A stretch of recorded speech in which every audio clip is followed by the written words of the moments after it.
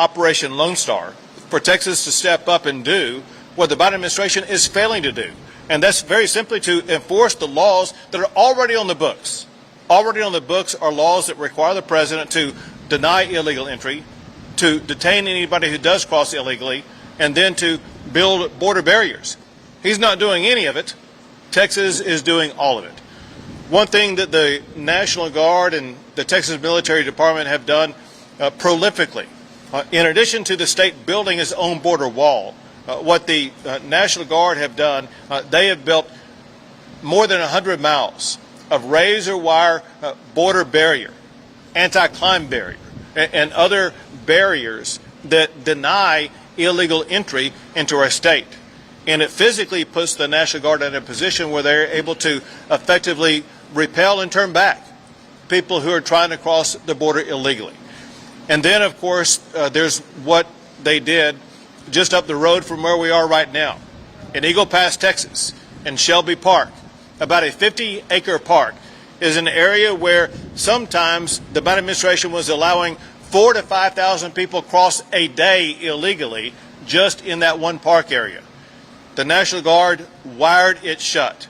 Now, as opposed to having 4,000 or 5,000 people crossing a day, in the last 2 months, for example, there's been an average of only about 2 people crossing the border in that 50-acre park a day. And most of those people are arrested by the Texas Department of Public Safety.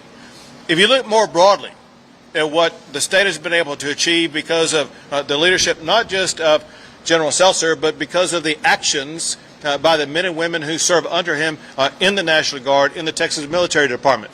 You can see that over the past year, over the past 2 years, illegal immigration has increased in New Mexico, Arizona, and California. At the very same time, it has gone down in the state of Texas by about 72%. That's a result of the deterrence that's been established by the Texas National Guard. And that brings us to the point that why we gather today. The troops that have been involved in this mission, especially in this particular region, they've been scattered for miles around this entire region, having to drive long distances to go to work every day and then drive back to wherever they're staying that particular night at the end of the day. It was a very inefficient methodology to house the large number of National Guard troops who are deployed to the border. This base camp is a far superior strategy that, for one, will allow the state to be able to have our troops right on the border itself, but for another, provide the type of housing and other standards of living that improve the quality of life for the men and women who are wearing our uniform, who are serving on our border. What you're looking at is phase 1 of this 80-acre project. Phase 1, soldiers are moving in today. In phase 1, it'll be about 300 soldiers moving in today. Phase 2 will be completed about 2 weeks from today. And when you have about another 300 soldiers moving in, that process will continue all the way until November, until we have this entire area with soldiers that can, at that time, house up to at least 1,700 soldiers, with the capability of increasing that on an as-needed basis. But I want to thank General Seltzer for his leadership on getting this done, knowing that he has already achieved success that no other state has ever been able to achieve in securing the sovereignty and safety not just of their state, but also of our country. But also he's been a leader as the general of these troops, having their back, making sure they have the highest quality of living so that they will have the highest quality of mental capacity as they go do battle every single day against those who are entering our state illegally. My gratitude to you, General, for getting that done. And just know that Texas will not stop until we gain full operational control of the border in the state of Texas. General Seltzer. Thank you, Governor. Good afternoon, everyone. What you are seeing here today, like the Governor said, is phase 1 of 6 phases that will culminate in the construction of 95 buildings on this 80-acre complex.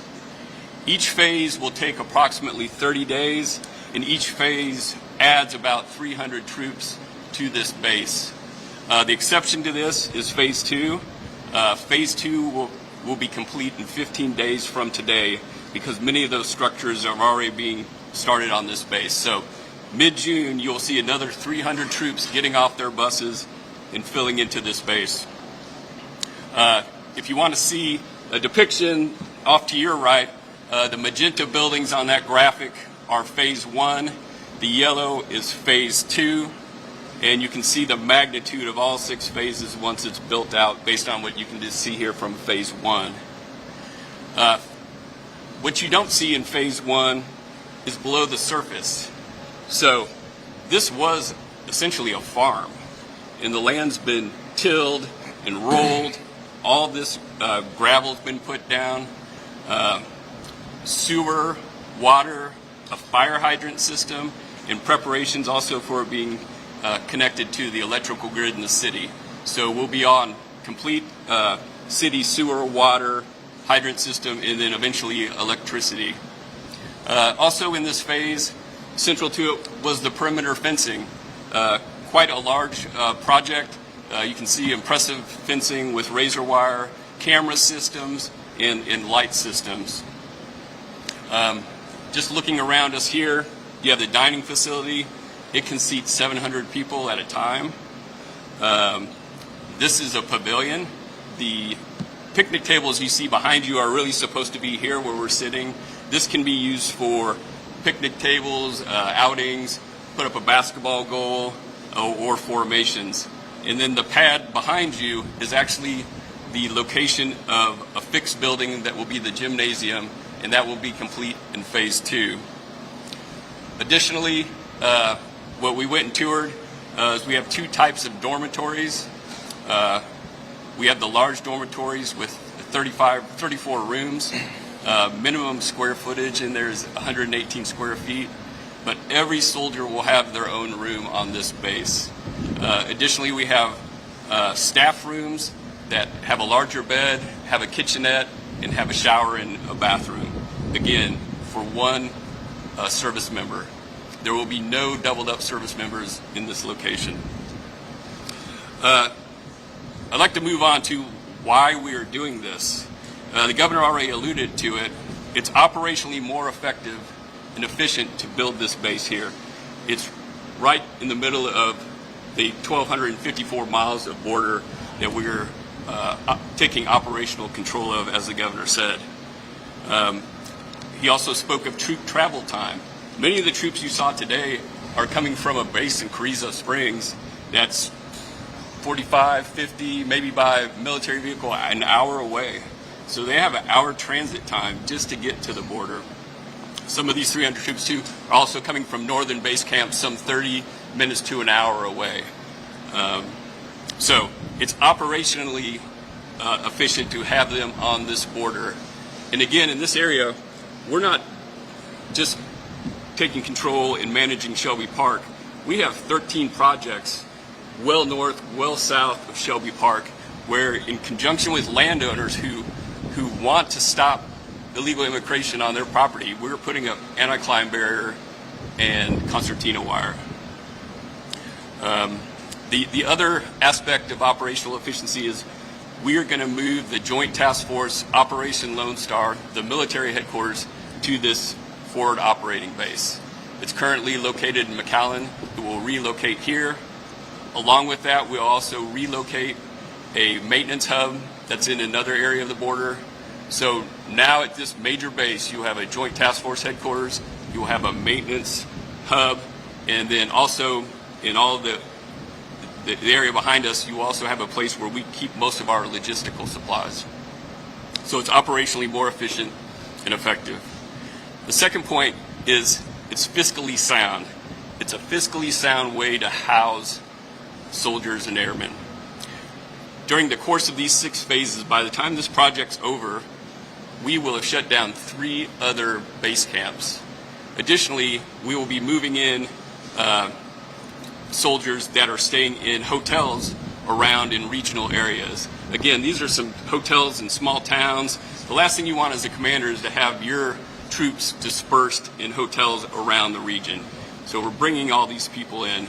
And I will tell you that our hotel rates, expenses since 2021 have gone up 30%.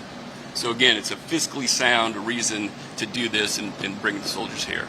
We estimate that once this base camp is full and we have everybody out of those hotels and the 3 base camps shut down, we will save $11.5 million a month on housing soldiers. And that doesn't even include the fuel that they're using right now to drive and get to the border. And then lastly, and most obviously, it improves the quality of life for our personnel. I came out here yesterday. We ate in the dining facility. They were doing a rehearsal to make sure they were ready for those 300 troops today. And that staff in there is super excited to serve our soldiers. They have a chef, Chef Steve. And he's a veteran. In 2018, he was awarded the Armed Forces Chef of the Year Award. So they're having chef-served meals in that dining facility. But most importantly, for quality of life, again, they will all have their single room. One aspect of the military is we spend a lot of time together. We sleep together mostly, we eat together, we go to work together, in which the greatest thing you can do for soldiers is give them that one bit of privacy when they lay their head down at night. And then lastly, just have a couple thank yous. Thank you to the city of Eagle Pass. There's 18 different building permits that had to be permitted for this base camp. The sewage, the plumbing, everything has to be permitted and certified and inspected. And so this is a big project for a city the size of Eagle Pass. So we really appreciate their help in doing all that.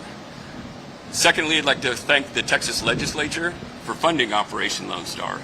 If we weren't appropriately funded, this would not exist because we would have to piecemeal this together, which again is inefficient and expensive. So thank you to the Texas legislature. And then finally, thank you to Governor Abbott. Thank you for your leadership. Thank you for your relentless efforts to secure our border. And most of all today, thank you for taking care of our troops. Absolutely. Thank you, General. So the United States has a United States border czar. And as far as I know, the United States border czar has actually never been to the border and seen people cross illegally. Well, Texas decided we need our own border czar, someone who actually knows the border. And we were able to hire someone who worked in the Border Patrol himself for more than 2 decades. And he's been a hands-on border czar, actively and aggressively working from the border from the Rio Grande Valley all the way to El Paso, providing the state of Texas with a high level of expertise and information and advice, allowing us to operate more effectively and more efficiently, and it's Mike Banks. Mike, thank you very much. Thank you, Governor. So let me start off. I want to cover something that the Governor covered a while ago. 72%. We have decreased traffic by 72% in the state of Texas, while we're seeing traffic go up in California, Arizona, and New Mexico.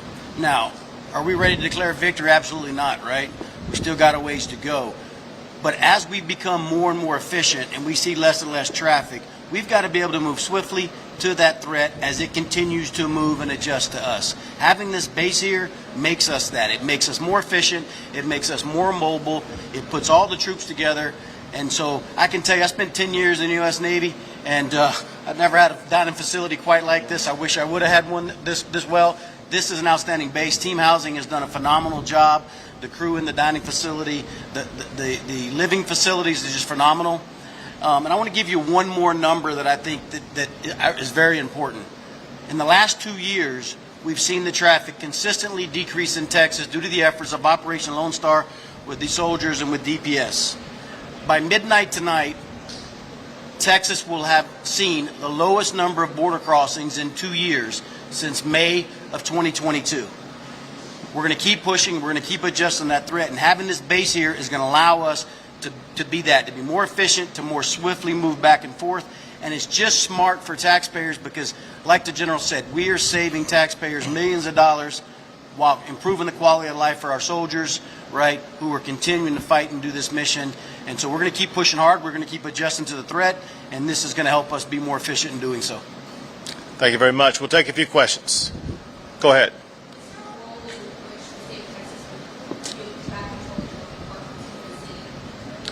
Well, so the desire to maintain control of Shelby Park is not long-term.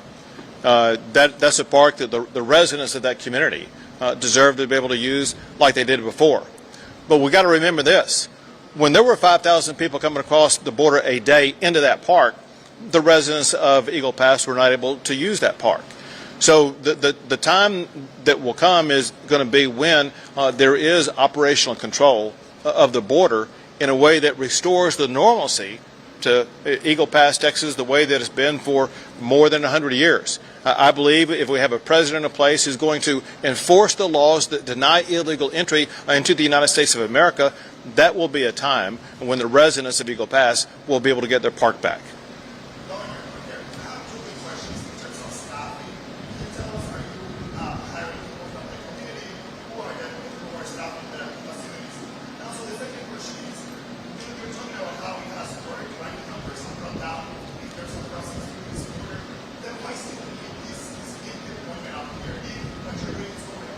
Sure. I'll answer the second question. I'll have the general answer the first question.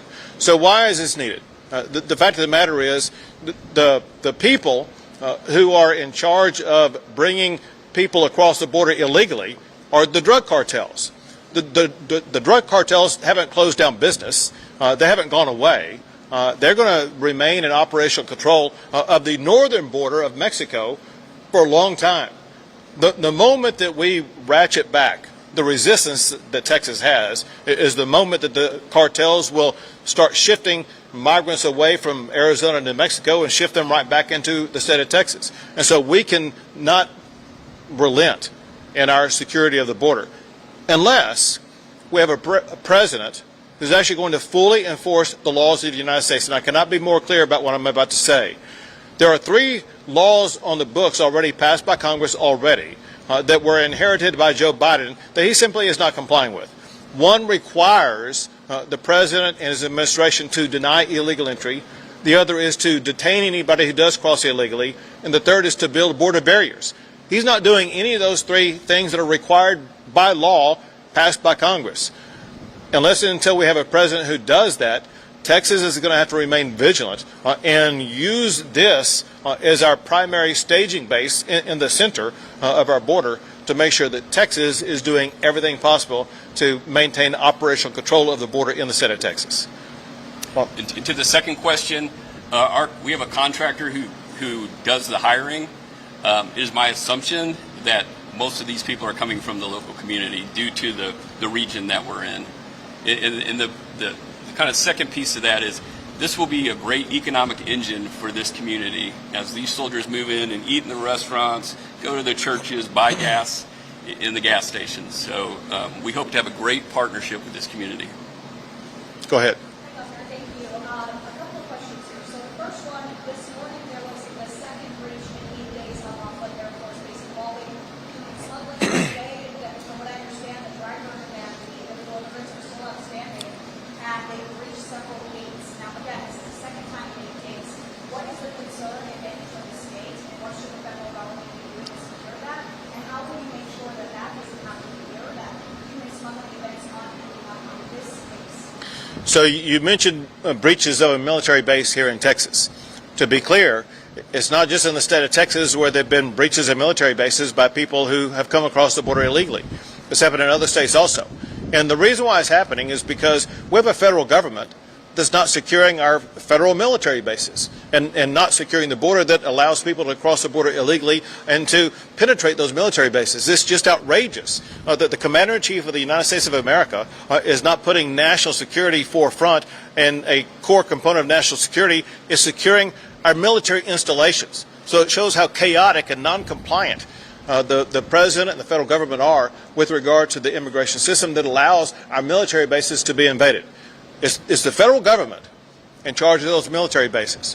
Whenever something like that happens, though, we as a state escalate our activity to add even more support to the border areas where people may be getting across that would allow that penetration to take place. And what would you do to ensure that that doesn't happen here on the state level at this base? Well, I can assure you, we can only hope that someone would try to invade this base, because they would be apprehended immediately and prosecuted immediately. That said, we have a singular goal, and that's to continue to deny illegal entry, to provide not only the Department of Public Safety but also the National Guard with the tools and the strategies that actually make them more capable of denying illegal entry into our country and into our state. Goal one is to go beyond having a decline of 72% of people crossing the border, is a decline of 100% of people crossing the border. And because of the way that the National Guard is going to continue to expand their operations, building border barrier, and then backing up that border barrier with National Guard troops who are armed with the tactics and the tools to be able to deny illegal entry, that will help us to continue to reduce the numbers of illegal immigration into the state of Texas.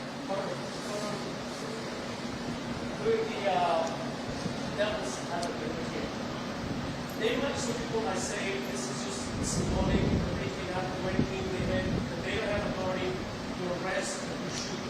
In real life, Doctor, what these men can do? What are the rules of engagement if they are for them? You say if they are what? I mean, what I'm saying is, okay, the presence here, is this just some sort of strength in the way that because of their uniform, the military, that might be a terrorist? What is, if they arrest people, if they shoot people, what can they do and what they cannot do? So the Texas National Guard, Texas Military Department, working in conjunction with the Texas Department of Public Safety, together they have proven that they can successfully deny illegal entry into the state of Texas, into the United States, and those who do make it in are arrested and put in jail. It's a criminal violation for people to cross the barriers that have been constructed by the Texas National Guard. It's criminal trespass that will land them in jail, and that will make them subject to deportation, to repeat offender status, to all kinds of things that can increase any future imprisonment for any future violation.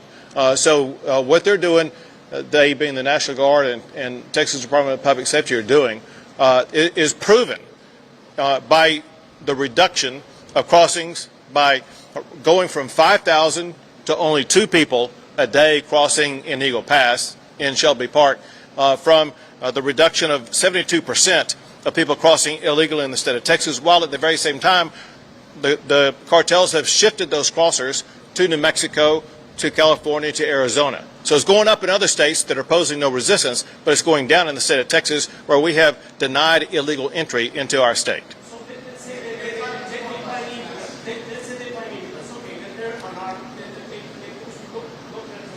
let's say they find confront cartel people, can they shoot back?